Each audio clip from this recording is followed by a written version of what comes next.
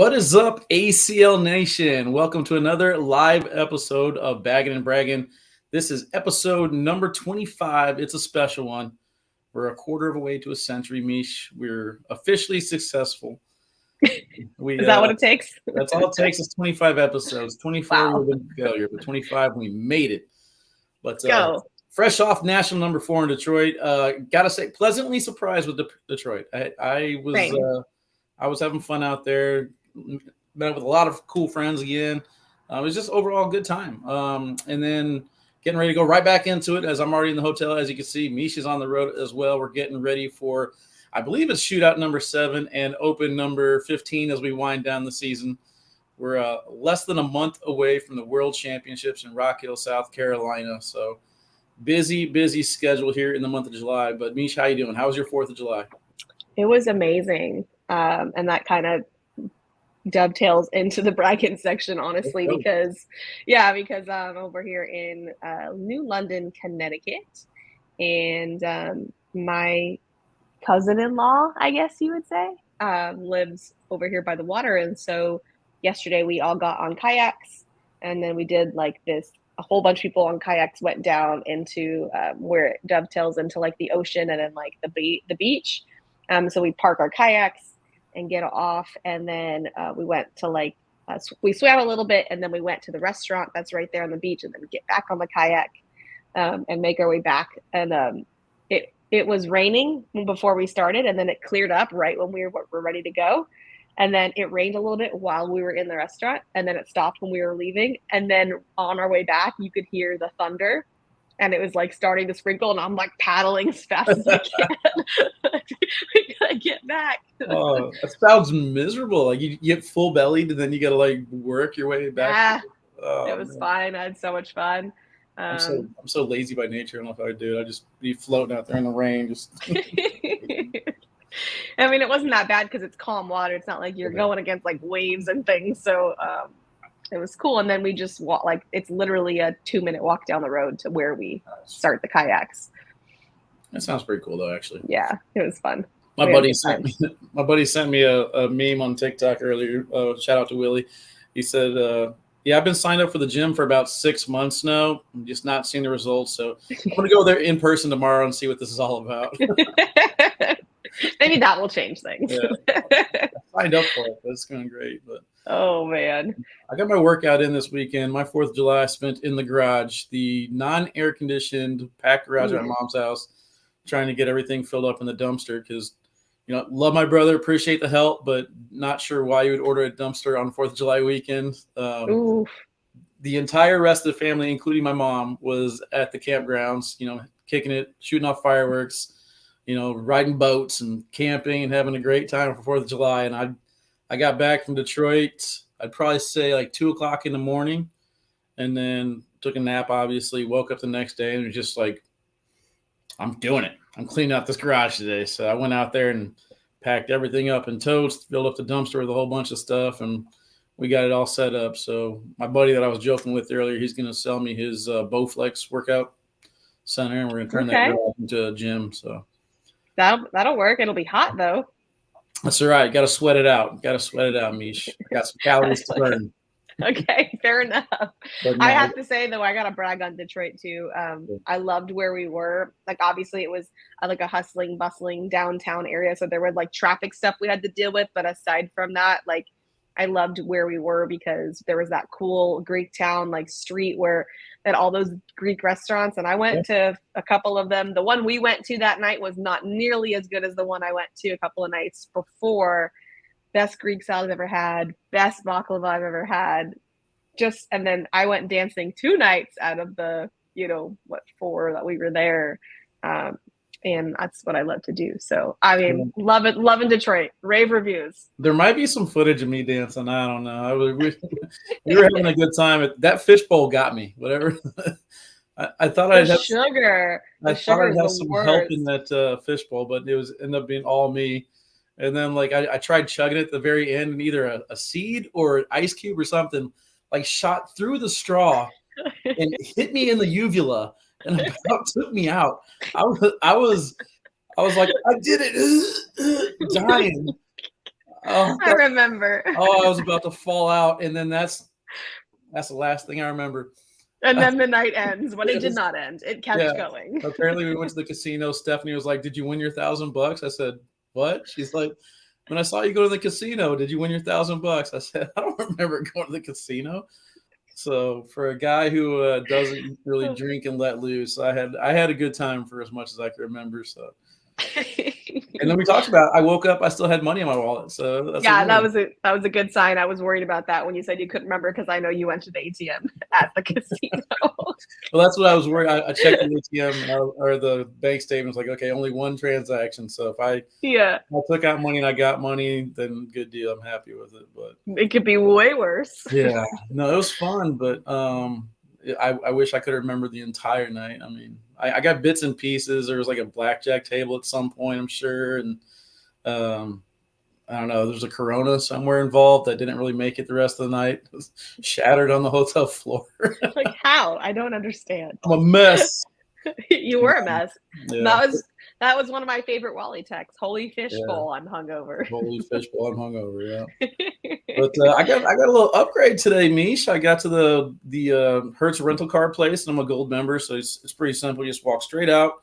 You go to the car lot, find the gold section. You hop in the car, you just go. You don't have to talk to anybody. I love what?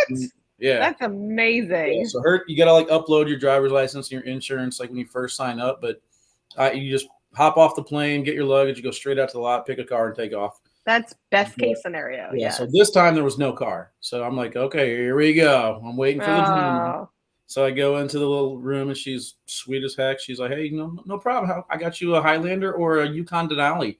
I'm like, I'm taking the Denali, and I hop in that thing. It's luxury. Like, I think I'm gonna sign up for Uber while I have it the next 4 days, and start Ubering people around this thing. It's so nice.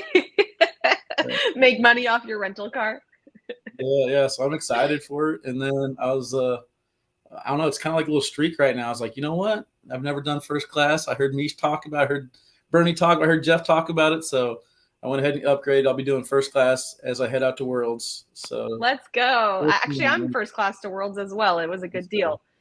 So I actually have to go out to Columbia, which is about 45 minutes. It's only probably like a 25-minute flight. They're like, first class upgrade, $26. I'm like, sold. Well, I'm good. Like, how many seats are actually on this plane? But St. Louis to Charlotte, that's a little bit longer of a flight, so I upgraded for that. I do. If it's like an hour, I typically don't go for the upgrade just because it's so short. But if it's $26, I'd probably still do it. All right, we got to take a quick break, and we're going to come back with our guest, Mark Richards, right after this.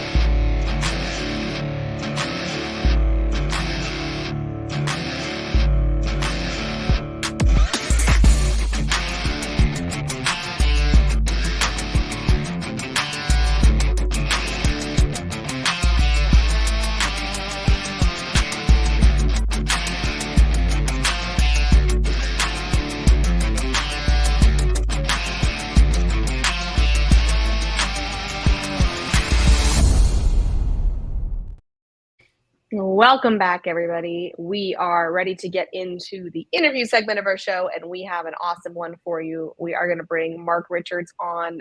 We are so excited for him to become the #1 player in the world after this weekend in Detroit. And it was a cool race because if Tony won, he'd be #1. But if Mark won, he'd be #1. So super important match. Mark did come away with the win. So congratulations, Mark, and welcome to the show. Thank you so much. Thank you for having me. Absolutely. I mean, I have to ask you because at the end of the broadcast, you said something to the camera, but there is so much chaos. Do you remember what I'm talking about? He almost announced or jinxed the whole weekend. The chestnut line? Yeah. Yes. Yeah, I said 3 things are certain in life: death, taxes, and Joey Chestnut winning in the hot dog eating contest. That's what you said. Okay. Yeah, that's why I said he almost announced or jinxed it because they canceled it because of rain or whatever, and then they brought it back. So glad they played it out. So glad. Yeah. That's funny. Okay, I couldn't hear it because there was all sorts of stuff happening, and I was like, I just saw you go to the camera. I'm like, what is he doing? What compelled you to end the show like that? Well, to be honest with you, other than Mike Bray being the #1 person I would want to play with, like on a Super Bowl event or something like that, Joey Chestnut probably is #2. Really? Absolutely. He's a good personality too. The guy's an animal. Yeah, wasn't he on Amazing Race or something like that? That I'm not sure about. He was on one of those shows where you have to travel the country and put together clues. I think it was Amazing Race. He was on that show. I don't think he won or nothing like that, but he had a pretty good personality in there. He's an interesting character, Joey is. Yeah, Jaws. You could add a 4th thing in there, Mark. It's Mark Richards is going to win a national every single season. Ooh. I mean, just that's guaranteed. You're 2 for 2, man. All you got to do is just win one each year and keep that trend going. But I retire now so I can say I'm 2 for 2. No, we can't. No. You're not done yet. That would be a tragedy to the cornhole world. You got to think about, how long the ACL has been around, and you basically had if you would have won every single time you've been on broadcast, you would have had a chance basically to take over the entire standings in just 2 years. Just remarkable, man. Thank you. Hats off to you. Congratulations on your success and another big victory, earning that #1 spot over Tony. That was a great match, but ultimately you came out on top. Yeah, it was crazy. It was back and forth the whole time. 2s. I gave up I think I gave up a 4. He gave up a 3, and then just a strange way. I don't think anybody expected at the end, but sometimes that's the way things work. Yeah, you almost want to make the game-winning shot, not have the other guy miss the game-winning shot. Right. So whenever it happened, you're like, 5? Is it over? Are we done? Like, wait, huh? What's the math? Yeah, I called a timeout because I had no idea, and I saw Tony flash 5, and I looked over at Josh, and he's like, I was like, oh my gosh, let's go. Like the delayed reaction. Yeah. One of the things I brought up on the broadcast was that you have something very unique that other players don't have, and that is the unwavering confidence, meaning it doesn't seem like, and I'm assuming that your confidence increases when you win or decreases when you lose. It seems to remain unchanged. And that's really unique. Not all the players can say that. And even someone like Tony Smith, his confidence may only waver 3 to 5%, but it seems to waver whether he's doing well or not doing well. So that's kind of something that I assumed, but can you talk more to that unwavering confidence that I feel like you may have? Yeah, really, it just comes from 2 things. That's #1. I'm fully committed in doing this. I don't take any days off. Normally on our travel schedule, it's from a Thursday to a Sunday night and to Monday. That Monday I may relax a little bit, but Tuesday, no matter what the results are, I'm right back at it. And then the second thing is I put in a ton of work. I'm prepared. Being prepared is the #1 thing. I always feel good going into a tournament if I'm prepared for it. I'm not gonna lie. Going into Portland, I was a little nervous, just because we had went from. Oh, where did we come from? I think we were coming from Arizona. Mesa. Yes, Mm-hmm. yes, Mesa, and then we went to Vegas for a couple of days, and I wanted to go because Nico and his wife came out there, and we met up with some other couples too. But I knew I wasn't going to be throwing at all those couple days, and no matter what happened in Mesa, a national's a big deal. So I was a little nervous going into that one, but very excited when I got back home to get right back to the grind. So the confidence you're saying comes from preparation, but how do you manage to not have it change when you lose a match? Either way, I always tell myself I practice at this place called the Sparta Dome. It's about 30-40 minutes away. I practice in the gym sometimes too, but mostly the Sparta Dome. But I'll be telling myself when I'm going through the winner's bracket or loser's bracket, I can't wait to get back to the Sparta Dome on Monday. I make my practices fun. Not like trick shots or anything like that, but when I'm practicing and working really hard, it's fun to me. And playing is fun to me, and I think that's what matters. So that's one question we normally ask everybody, and since you brought it up, I'm going to ask you again. But real quick, if anybody's out there on YouTube and you guys do have a question for Mark, I see a couple of them starting to come in. Feel free to ask the questions. We'll read them on the air, and he'll get answers here in the third segment. But what do you do for your practice session? Do you do 8 bags, play a game against yourself? Do you set up situations where you practice working on your roll shot, or is it all situational? All situational. I normally use 2 sets of bags, the bags that I'm going to be throwing in the next event, and then a set that is similar, and I'll alternate. So I'll start down on one side, and I'll throw my white bag, and then throw my black bag, and I'll just alternate and play off of them. I really don't set up blockers or anything like that. I want to physically throw the bag and see it happen, and then do it. But it's nothing like air mills for 20 minutes and then roll shots for 10. And I respect everybody who does that, but it's just not really my thing. I've always just been alternating throughout my practices. So how do you keep that fun? You're not like keeping score, like this one bag and this bag race 21. It's just you throw and whatever happens. Like if I need to push it or roll over, shoot over, I do that. That's what you're saying? At times I do keep score. I tried early on, like if I'm on outside arm and I throw my white bag, I would flip over and then throw my black bag. But it's too much time and it's too much movement that I'm never going to be doing during a match. So I'll just throw all 8 from the inside, walk down, and then throw all 8 back on the outside. Yeah, I was starting to say, like, how do you keep that fun? Because I feel like that can drone on, right? Yes. No, for sure. You're absolutely right. But I think I push myself when I'm at hour 2 and 3, because if I want to do good in these tournaments, I know that it's going to be a long day, and I'm going to have to keep my energy up and my positivity and whatever comes with that all day. So hour 2 and 3, when I'm sweating, I'm ready to quit. That's when I got to push even harder. Makes sense. All right, more with Mark just after this commercial break.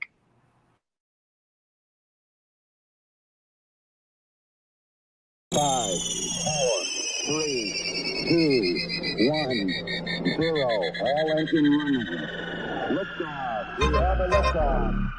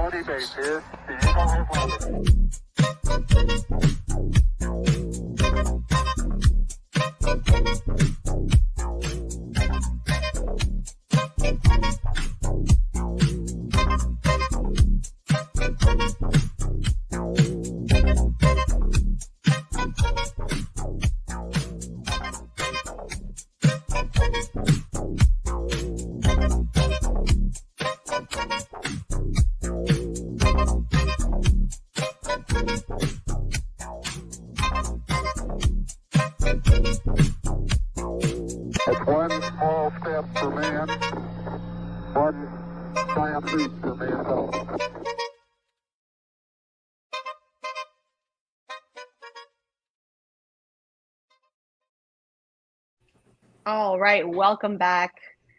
We got some comments in there. They're digging the tunes, Wally. Let's go. Style of Meesh. Beats a la Meesh. That's right. Style of Meesh. You want to hop in questions or go back and forth, Meesh? How we want to do this here? Yeah, let's go in the questions. So, Wally, you want to manage the questions? Yeah, I'll start at the top. We got Caden Allen coming in and says, as a rookie for next season, what advice would you give on finding some good sponsors? Ooh, that's a good question. I would say your success does dictate, what kind of quality sponsorships that you get, but there's a lot of other things that go into it too. How your social media presence, what kind of person are you? Being a people person, being outgoing. I was actually a really shy kid in high school, and I wanted to be a sports broadcaster. Like, I can't be shy. So you definitely got to open up a little bit and be able to talk and relate to people, building connections. So it's not just your play on the boards. Hold up. Why haven't you helped commentate us with the match then? Yeah, wait a second, Mark. Yeah. What is this? You know why? Because this is why. Because when Mark is in between matches, he's not joking around, are you? That's correct. That's correct. I was going to go to Butler University to major in sports broadcasting. I actually I went to this Indianapolis Colts thing. It was like their broadcasting competition, back-to-back years down in Indianapolis, and I finished top 10 both years. So that was really, really cool. But I decided to stay home and pursue teaching, so I kind of left the room. But it was a hobby of mine throughout, my first 18 years of my life.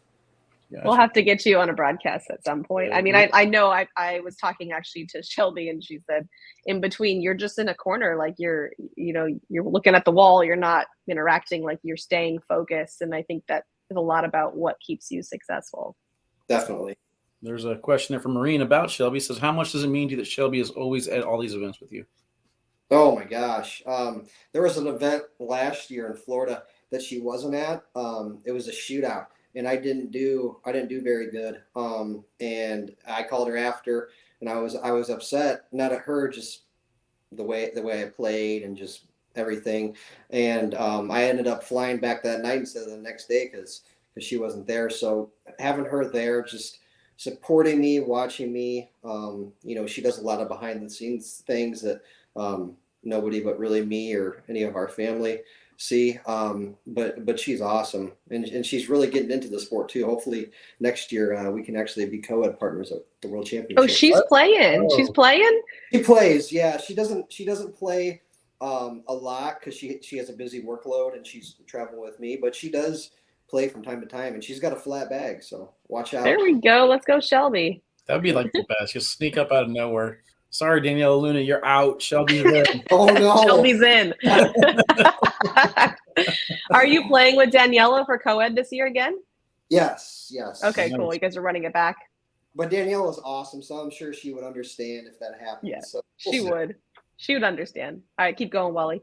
All right, we got a question from Clayton. Says, what do you think led you to your success? Like, what do you think sets you apart from the rest of the field?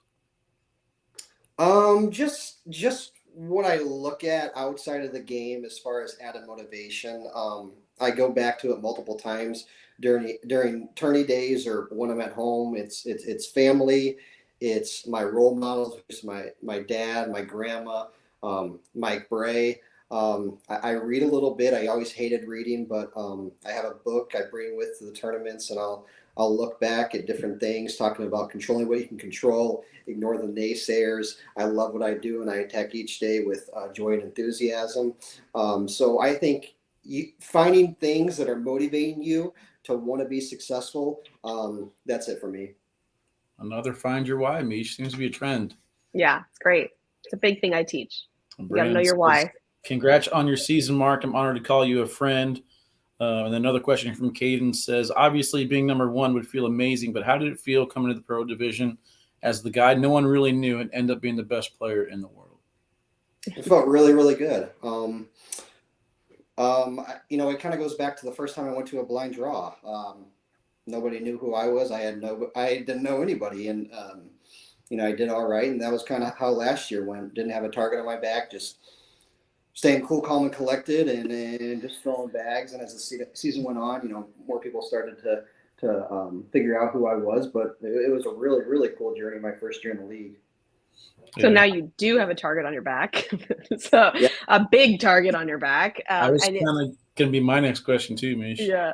Like how are you rising to that? Because that could, so we see this drop off, right? Or like the sophomore slump as they call it. And my hypothesis is that it's because now you have the target, right? You did really well one season. Now everyone's kind of hunting you, and then you have to live up to that hype. So how do you deal with that? I just got to put in more work. I know how much work I put in last year. I know that I'm putting more work in this year than I did last year, and that's it. There's nothing else other than my hard work. If I know I prepared and I worked hard, the results are going to handle themselves at the end of the day, and that's that. So how do you, in your mind, so like you do work really hard and you do prepare, and then if that event doesn't go your way, what's the self-talk because you did prepare and you did work hard and it didn't work? Yeah, no, that's a good point and a good question. Really, just you can write it down or just talk in your head. Tell yourself what went well, what didn't go well. My roll bag wasn't working. I didn't shoot my airmail enough. I have an awesome airmail, and then going to practice those things. I didn't make my airmails. Well, guess what? I'm going to throw a block, and then on the last 7 bags of the round, I'm going to shoot airmails. It's pretty simple for me. I don't overthink things. Just stay simple at the end of the day. So you go like logical, like what could I compliment myself about, and then the things that weren't so great, how could I then work harder on those specific things? Yeah, definitely. I mean, I know that I talk about reading books and mental stuff, but at the end of the day, we're still throwing a 1 pound bag, 27 feet across from us. Like it's a pretty simple game. I know that things can get dirty at times, but at the end of the day, if you remind yourself that it's a pretty simple game. If you put the bag in the hole, things will work out hopefully. David said, if cornhole is a sport, then I'm an athlete. Yes, you are, buddy. Welcome to the athletic side like we are, David. Well, and to be clear, I think that an athlete is not just a physical thing. Like if you want to be a top athlete and a pro athlete, you have to have a strong mental game in any sport, no matter what it is. Well, you're going to see a whole bunch of athletes at the World Championships because I don't know if it's even been released or if I should say it or not, but I'm going to anyway. I think the Ocho's coming back again. So I think it's going to be a lot of fun. I'm trying to figure out what I got to do to get on slippery stairs. So slippery stairs, by far the most entertaining thing ever. My title is something. We'll see. But speaking of rewards, earlier, Maureen has a question. How much did the event at Notre Dame mean to you? Sick. For sure. I was there twice. The first time I just did a smaller event with Mike Bray and Matt Zona, one of the basketball players there. And then the second time, which was the most recent, Mike Hennessy and Lucky Bags came out and they had a dorm tournament.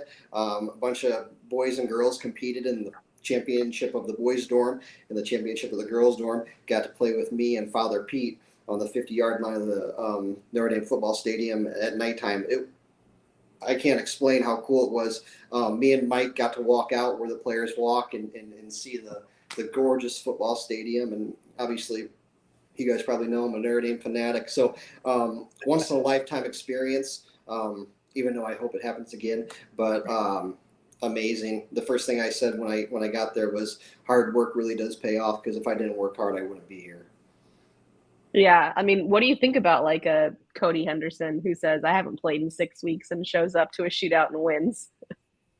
Sometimes that works for people. I think, don't quote me on this, Caleb, but I think Caleb Batson said he doesn't really put too much time into it either. So it works for some people, but it definitely doesn't work for me, as I said. Well, he didn't, right? So he just graduated, and now he does put the work in, and that's what you're seeing.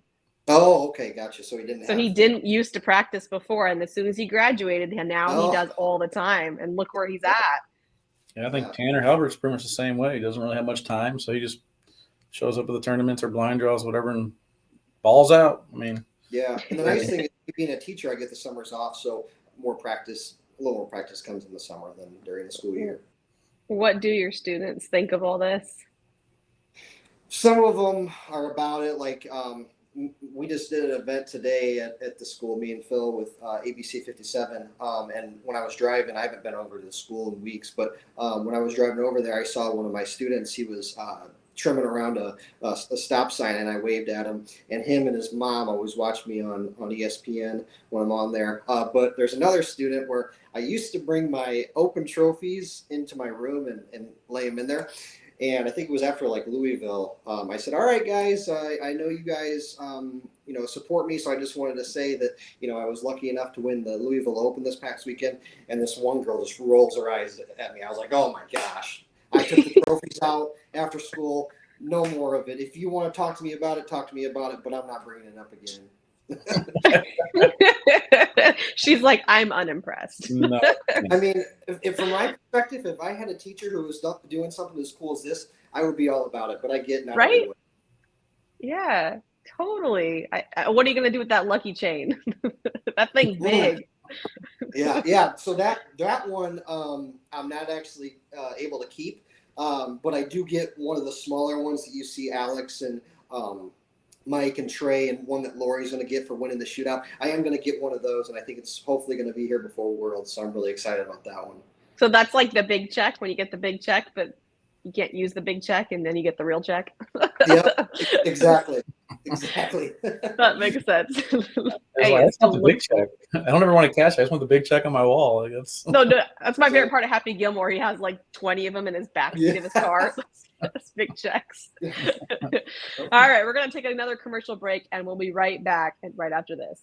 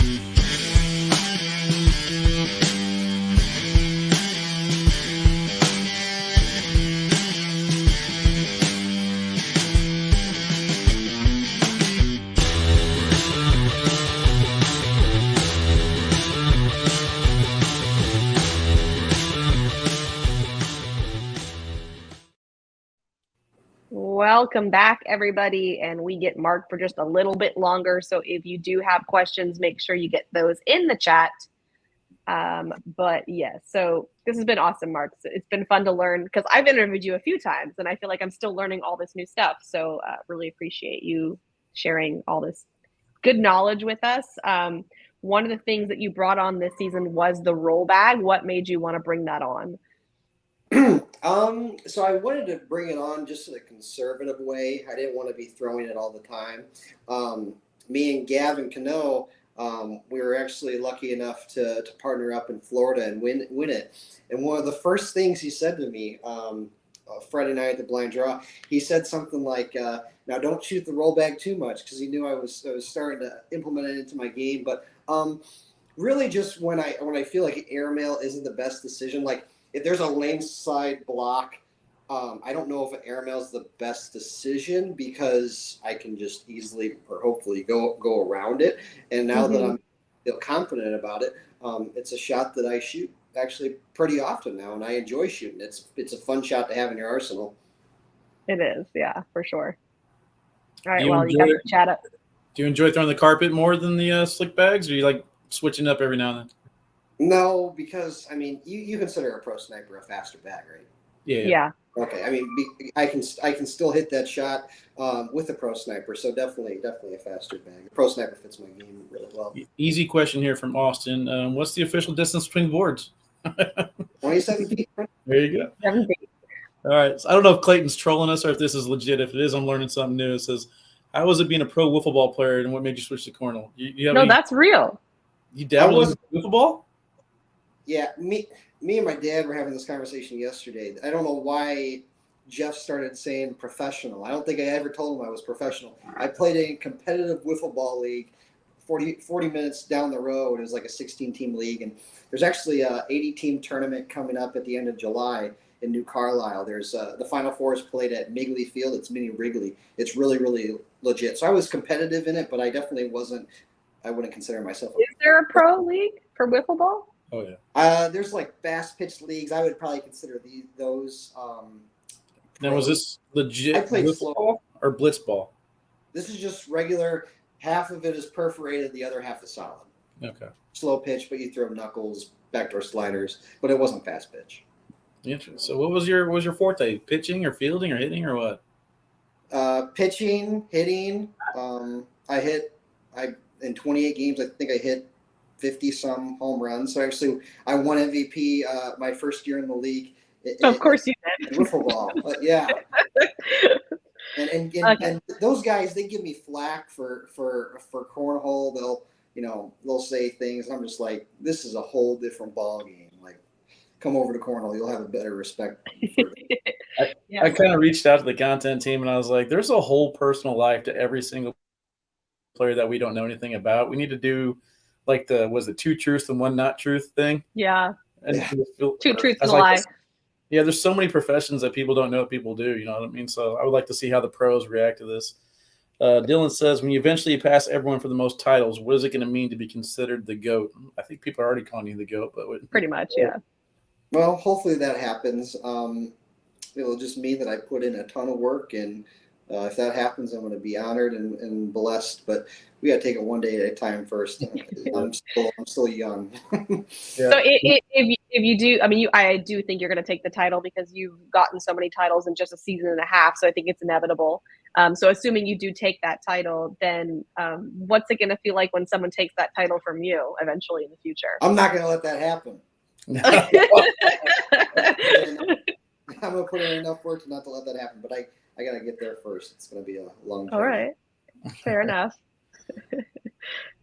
You got any more, Wally? I'm nothing else in the chat. I have a question. Okay. I mean, I've been to every single tournament this season, Mark, and I apologize if I don't remember much. I know you made it in on one of the shootouts. Have you made it in singles and doubles both already? Singles, just singles. Just singles. So are you and Phil going to the last 2? We are, yep. You are? Okay, cool. I guess got the sign-up sheet from Trey a little bit ago, so I haven't had a chance to put together players to watch, and I'll do that. And last year you guys made it in separate. Kind of talk about the difference between making it in separately and making sure you guys do it together this year. Yeah, that might be our Achilles heel on why we haven't made it yet. Last year we played the first one together in Texas, and we had a great run. We lost to Frazier and Sutton. We were just shy of the broadcast, and then Phil wins the second one, and we didn't get to play with each other after that. So coming into this year, we had only played one time. So experience, we're definitely getting better. Like this last one, same thing. We're just shy of the broadcast. So hopefully we make it over the hump. But we're still working on some things. What do you think is the difference? Because you guys obviously have gotten the doubles titles and nationals. So what's the difference with the shootouts for doubles since you have gotten the singles already? Maybe that. I guess me a little bit more, but Phil doesn't play a dirty game. I don't really want to play a dirty game that often. I'll do it occasionally, but we're both just we want to sling bags into the hole, and as you've seen, I don't know how many of the doubles winners throw carpet, but I think throwing carpet in in shootouts definitely has its advantages. We actually we threw carpet at it was like the third or fourth one. We threw the shamrocks, and that didn't work out for us. So I think, being a carpetbag thrower has its advantages, but I know we can win one, but we're still trying to work out some kinks, and hopefully we can get one during these last two. I think last time I went to Man Cave Monday and you and Phil were both there, I believe you both got paired up with some of my buddies, and you guys both threw carpet, I think, in that tournament. And I was like, I didn't realize I could throw these cuts and all these good shots, carpet bag too. So hats off to you guys for that. Another question here says, are there any concerns about etiquette amongst your opponents? What are some of the common complaints behind the scenes? Etiquette? Yeah. Cornhole etiquette. Cornhole etiquette. I know a lot of people are kind of against the earbuds and stuff like that. I mean, obviously you blast ears and don't want to hear any outside surroundings, but I mean, what do you think about all that stuff?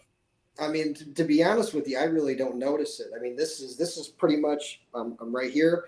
Look up one of my opponent's bags thrown after the game, go out, get something to eat, stay locked in. So I really don't focus on any of that during the day. I don't check Facebook, Twitter, none of that stuff. So play your game, not the name. Everything else. And you don't really hear the comments from your opponents or anything like that? No. I know at the end of the day, if somebody wants to say something to me and be a hater, that means I'm probably doing all right for myself. Yeah, they don't boo the bad ones. At least not on your own team. One more question here. It says, who's the tough opponent you'd line up next to? Who's the what? Who's the toughest opponent for you to line up next to? Probably Tony, Devin, Alex. All have their, pros to their games. And I would say Tony, let me start with Alex. Alex is always around the hole. He's very, very annoying to play against because he's always around the hole. Tony will collect anything on the board no matter where it's at. And Devin has like one of the best finesse bags in the game. Tumbling, rolling, cutting. It's really, really annoying, but all phenomenal players. More fun to beat that, right? Yes. I can imagine. Any more in there, Wally? Nothing else in there right now. Just Maureen says, it's fun to see your great shots. How did being a football pitcher help you in your cornhole game, if anything? But yeah, nothing else in the chat. You guys any other questions? We got pretty good viewers right now, so if any of you guys have a question, feel free to put it in the chat there. But what's the one thing you're looking forward to at Worlds? I know you get a lot. It's gonna be a jam-packed week. Are you looking forward to running back your title, defending everything, or the Stevie Awards? I mean, anything exciting coming up? Well, you know what? I don't like to throw mini bags like before tournaments because there's a couple times where I'll throw mini bags for like an hour and then go practice or go to a tournament. I'll be like, oh my gosh, why does this bag feel so heavy? So there's a mini bag tournament apparently at the World Championships. I didn't know if you guys knew this, but depending on what day it is, I might play in it. If not, that'd be really fun to watch. $50 a person for a mini bags tournament. Holy smokes! Yeah, I want to put together an airmail only contest where only 16 states are allowed. And it's going to be a single elimination, non-cancellation scoring. First one to hit 21. And I want to see who can come out of that or what state can come out of that head, because some states have, multiple people, Kentucky, Florida, Texas, like that, but they can only represent one person. I want to see if I could figure out a day to squeeze that in and make it happen. But it's always so jam-packed. Yeah. So you're in Indiana, right? Correct. Yes. Ryan Windsor, just a side note, his mini bags game is phenomenal. I heard Eric Davis is a beast. I can see that too. Oh my God, he's probably really annoying to play against. I've actually had someone ask me, because I do a lot with mindset. They've asked me, is it bad for me to play mini bags? Like, is it going to ruin my game? And so I did. Yeah. I think mini bags may have helped my roll shot, and I'm not. There you go. I'm not joking. I don't know why either. I said my response was your brain can memorize more than one automation, right? So like it can separate. This is automation for this, and this is automation for this. But you have to be able to easily navigate between, right? To know like you need to know how to get an automation, number one, and then how to navigate between the different ones. But Yeah, definitely. but I guess it can be helpful according to you. So that's cool too. We've got one more question here, and it kind of I was going to ask you, and then we went to break, and I forgot. But Clayton says, "Do you and Phil watch film and make a game plan, knowing who you're about to face?" Reason I wanted to ask that question as well is because I noticed at the last national, Philip was just basically cleaning up the blocks. He was just going right through them, and I think that was a little bit different strategy than what I've seen you guys throughout the season. So, do you guys have like monthly or weekly meetings, game planning? You know, what went wrong, what went right, and try to change your approach for the next tournament? So he always wants to go through blocks. Like if you ever see Phil lay a block, he'll kind of go like this, like, oh my God, I laid a block. So he never, ever wants to lay a block unless he has to in a shootout or, you know, if he's going to give up points, or same with me to end the game. We don't watch film together. I only really watched film when I first started. Just to kind of see what the pros were like and develop different techniques. So we don't do any of that. We will watch just cornhole on the side for fun. But I actually just got off the phone with them. We're talking about Sam's Club and Chick-fil-A. So we keep things pretty loose every time we're talking to each other. That's awesome. Well, unfortunately, we are out of time, Mark, but it has been so fun. I'm getting to chat with you, and congratulations on your season thus far and being number one. I have no doubt it will continue. And we look forward to seeing, potential double shootouts wins and what you do at Worlds. So thanks so much. Yeah, thank you guys. I had a lot of fun. Thank you, buddy. Yep. Bye. Awesome. All right, we're going to say bye to Mark. We're going to take a commercial break and come back with highlights from, where are they from, Wally? National number 4, court 1. I know we had a lot of courts, but we only got court 1 highlights here. All right after this.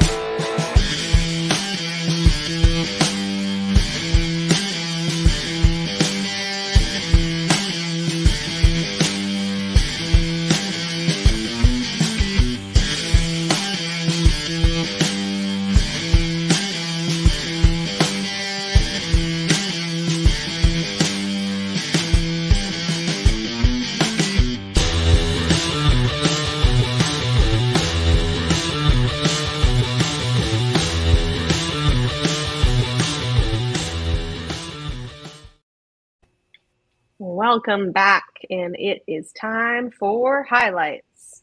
Are you ready? I'm ready. Yep. National number 4, court 1. We have some pretty good highlights. Got some exciting shots. I know there was the Andrew Guy, Devin Hardball, bar soap thing that everybody wants me to put on there, but I don't have that one. But that was court 2. Yeah, that was court 2. I know Corn's got it on there.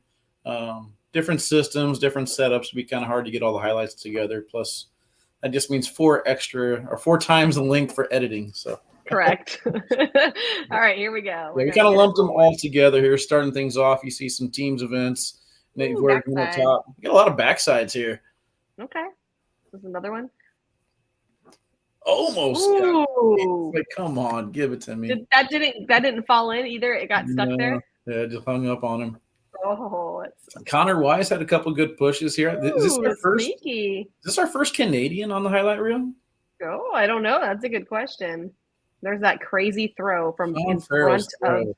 It's Hold on, I gotta go back. This throw is bananas. backward. It's like a frisbee accurate push. Up How it works, I don't know. This Yeah. probably stumps Anthony Ione. Like how? How is this happening? Up top collects for the airmail. Oh man, I wish these were going a little slower. It's like rapid fire. I know you want that 70%. There's an airmail coin slot version from Tony. Yeah, of course he did. How many highlights does Tony have here? I was thinking about this. Like early in the season, it was like a Devin Hardball show, and then it transitions to like basically a Tony Smith, Caleb Batson highlight reel here at some point. That makes sense. Some pretty good matches. We went from the airmail show in national number 3 in Portland to basically a lot of rolls here in this one. And then we did get confirmation that Justin Burton Jr. switching up the bags a little bit. Unfortunate right there. I don't know how that bag in front didn't fall in. I don't either. So crazy. But yeah, Tony Smith went from complaining about never being on the broadcast at open number 3 to just always on there. Oh, and one. Yeah. Just dominating the broadcast or live stream court. Yeah. But I mean, it's like it's like he's not afraid to shoot any shot right now. No, he's just I wanting said to take it. You saw that and one there against Ryan Wiedenfeld. If you give him an opportunity ever to take that shot, he's taking it every single time. Creek Killers rolls are just insane. Oh, it just sticks there. Yep, missed opportunity for coin slot 2.0, but that just goes to show you that it's not a fluke. If he was able to hit that in open number 3, he can do it again. Yep. Yeah, 5, 6, 7 months down the road, and he's still hitting that same exact spot. Did somebody say it was a fluke? I mean, so they were trying to figure out which is the most impressive shot, for going into the Stevie Awards. Nasty collect there from Dean. Fish. We almost lost Fisher through the curtains. Oh, you saw it. Oh, did I go too far? What did I do? I broke it. You broke it. You're fired. Oh, he fell over a Zuka. Oh man, that would have been the highlight. That would have been the highlight of the year. Crescendo of the awkward knuckles. Right. Drum roll, please. Yeah, for sure. Oh man. Calculation there from Mikey. Awkward knuckles are always great. But here we go. Here's the Caleb Batson show. Oh my goodness. I don't think he was feeling these bags. I don't think he was feeling these bags at the beginning. They weren't working for him. There's a that is disgusting. I mean, look how hard he's collecting these bags too. I can't believe it stays on the board. Yeah, so if he misses, that thing's going over to court number 2. Yeah, it's flying. Yeah. But then after a while, KB was able to get it figured out. It doesn't really matter what he's doing. He's just firing bags and hitting them. We're seeing a lot more of these short airmails. There's a certain someone that does not like them. Just saying, Bernie. Just saying.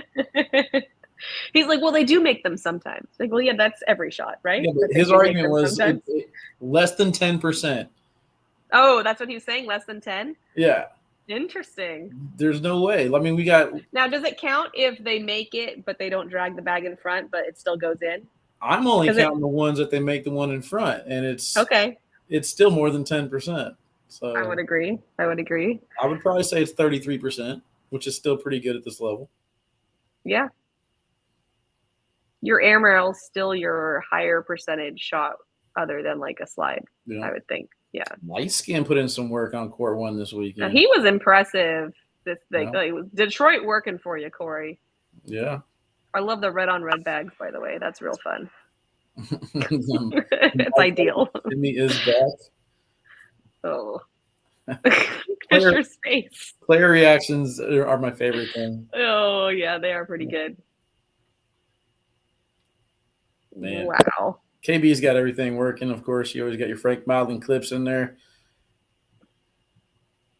Unfortunate break there for Cheyenne. Why would you put that in? That's so mean. The awkwardness is so funny. You're so evil. I'm not evil. It's a replay. I put it in there. That's a short airmail. How about Eric Davis? Airmail. Collect. Yeah, Eric Davis was on one. Oh, and one.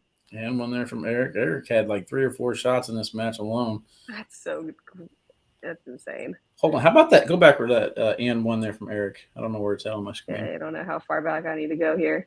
I think that's right here. Yeah, right here. Right? It's a little bit after this. Oh, after this. I'm going to brag on myself for this editing job. These are 2 different clips. Look at this. Hits it right into the next clip.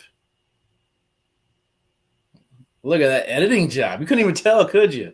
Fire. Seamless, Wally. Seamless. That's professional editing right there.